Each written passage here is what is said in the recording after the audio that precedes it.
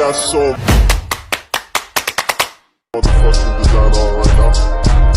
Bring it down, bring it down, bring it down. I got 3 old thoughts to the ground. Assalamualaikum warahmatullahi wabarakatuh. Perkenalkan, nama saya Siti Hardianti Manduki, jurusan Pendidikan Ekonomi, Fakultas Ekonomi, Universitas Negeri Gorontalo, dengan NIM 91142309.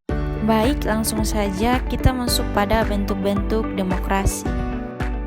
1. Yaitu demokrasi liberal atau bisa disebut dengan demokrasi konstitusional. Contoh negara yaitu dari Amerika Serikat, Inggris, dan Australia.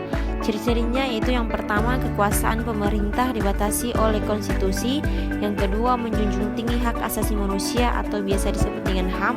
Pemisahan kekuasaan antara eksekutif, legislatif, dan yudikatif. Pemilu yang bebas, jujur, dan adil. Yang kemudian ada penjelasan. Demokrasi ini menekankan kebebasan individu dalam politik, ekonomi, dan sosial. Pemerintah bertindak sesuai hukum yang berlaku dan menghormati hak warga negara. 2. Demokrasi sosialis. Contoh negara yaitu dari Cina, Kuba, dan Vietnam. Ciri-cirinya yaitu yang pertama, negara memiliki peran dominan dalam ekonomi. Yang kedua, fokus pada kesetaraan sosial dan ekonomi. Yang ketiga, partai tunggal seringkali menguasai pemerintahan.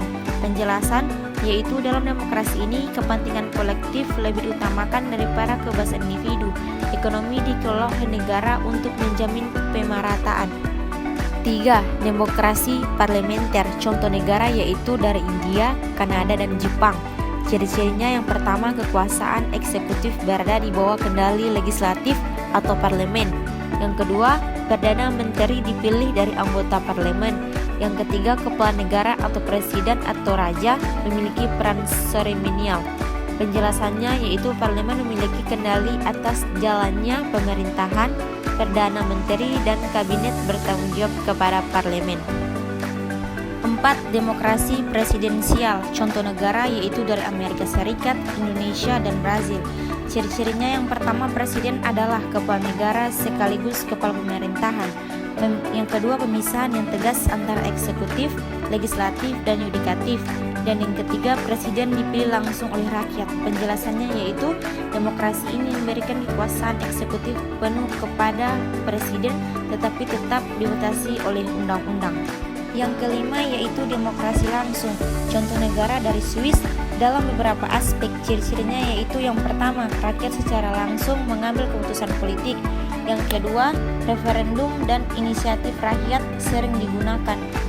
Penjelasannya yaitu demokrasi ini memberi kekuasaan penuh kepada rakyat untuk menentukan kebijakan tanpa melalui wakil, namun praktiknya terbatas di negara kecil atau wilayah tertentu.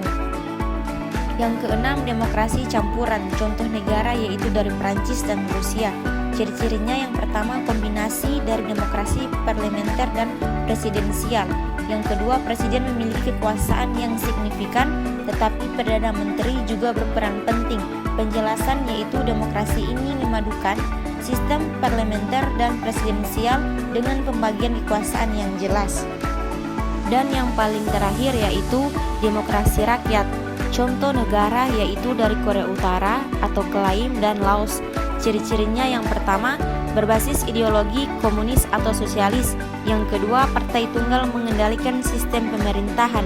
Yang ketiga, kebebasan politik individu sering dibatasi. Penjelasannya, demokrasi ini mengklaim berorientasi pada kepentingan rakyat, tetapi kenyataannya kekuasaan lebih terpusat pada elit dan partai. Dari bentuk-bentuk demokrasi, saya dapat menyimpulkan bahwa demokrasi di berbagai negara memiliki bentuk yang berbeda-beda sesuai dengan kondisi politik, sosial, dan budaya masing-masing. Namun pada dasarnya tetap bertujuan untuk mewujudkan pemerintahan yang berasal dari rakyat dan untuk rakyat.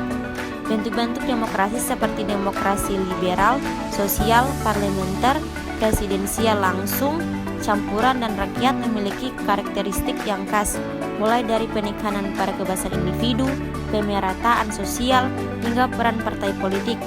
Perbedaan ini menunjukkan bahwa demokrasi bersifat fleksibel dan dapat disesuaikan dengan kebutuhan sesuatu negara, tetapi tetap menjunjung prinsip dasar partisipasi dan kedaulatan rakyat.